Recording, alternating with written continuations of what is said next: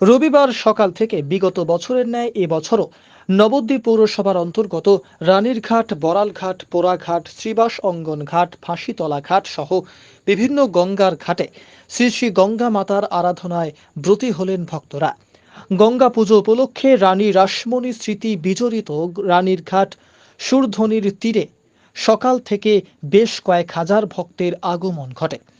গঙ্গা স্নানের পাশাপাশি গঙ্গা মাতাকে পুজো দেন ভক্তরা। এছাড়াও গঙ্গা পুজো উপলক্ষে রানীরঘাট এলাকা জুড়ে বসে জমজমাট মেলা। তীর্থভূমি নবদ্বীপে প্রাচীনতম গঙ্গা মাতা পুজো কমিটির অন্যতম নবদ্বীপ ব্যবসায়ী সমিতি ও গোস্বামী বাজার মৎস্য ব্যবসায়ী সমিতি পরিচালিত পুজো। এই বিষয়ে নবদ্বীপ ব্যবসায়ী সমিতির সভাপতি ও গোস্বামী বাজার মৎস্য ব্যবসায়ী সমিতির সম্পাদক কি জানালেন শোনাবো। আপনি তো এই পুজো কমিটির সম্পাদক, কি কামনা করলেন মায়ের কাছে?